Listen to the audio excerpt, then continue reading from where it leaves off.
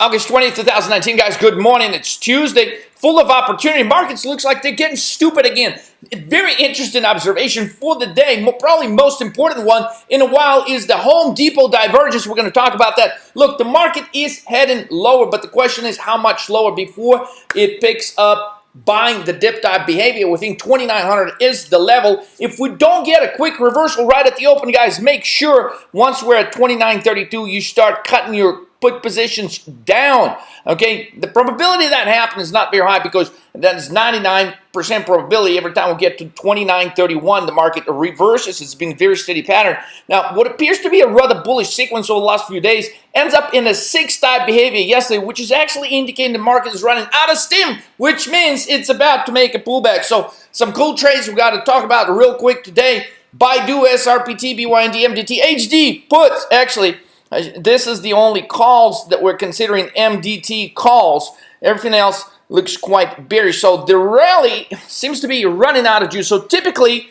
in a situation like yesterday, market's rather bullish. Okay, we should have hit this blue line. Well, that didn't happen. And notice what happens to the volume.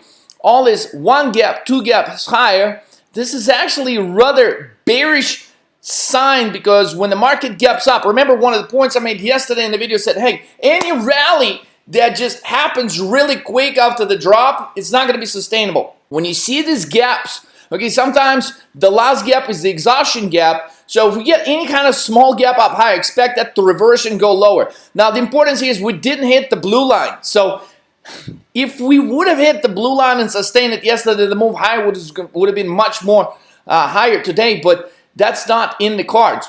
Considering the volume, guys, we got the puzzle solved right here. Expect to move lower to about 2,900 level before a move higher could start happening again. So Wall Street refuses to listen. CEO of Home Depot says, oh man, we know we had a great quarter, but we're slashing our forecast for the next few quarters. Means CEO comes out and says, hey, we're not going to make as much money. We're not going to make as much sales. What does Wall Street do? We say, hey, CEO of Home Depot, what the hell do you know? We're going to buy the stock anyway. So this typically doesn't happen because, again, what institutions typically do is they buy the future projections of the companies, how well they're going to do in the future. Not how well they've done today, but how well they're going to do going forward from here. So the fact that they're not listening to Home Depot CEO is kind of concerning. In a way, it tells us, hey, they don't care. They just want to buy something. And when they are buying something, at some point they do come to a realization, oh shit, why did we buy this? And why did we buy so much of this? And all of a sudden they decide to sell. So a quick and easy trade on Home Depot would be just short it right at the open, because this move is likely to reverse. Now, don't expect like a $10 drop. Home Depot doesn't move a whole lot, so expect like a couple of little drop. So for those of you that have the day trading accounts, boom, you get in at the open. Within 30 minutes, you get out, collect your gains, and initiate your next trade. So very important observation here. However, what we call a Home Depot divergence is this stock should be doing exactly the opposite of what it's doing pre-market, but it's not, which tells us also that even though they're not listening to the comments from the CEO, who would know better than anybody else on Wall Street how his company is going to perform, right?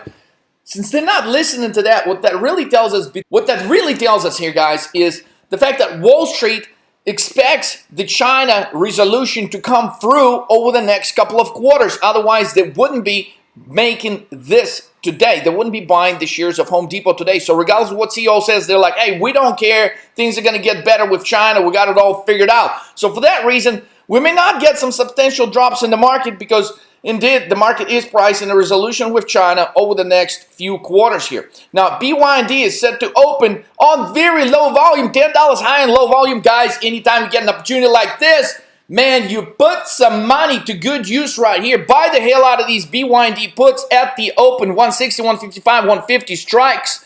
Okay, we got SRPT. Now, this is the trade, guys. Thank God a couple of you stayed with these puts.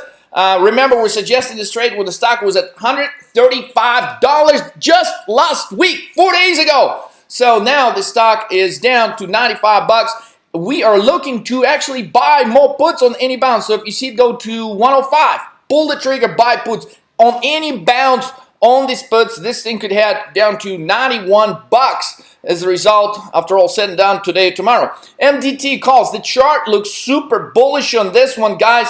So stay with the calls. Buy in the money for better results. MDT 105, 110 calls.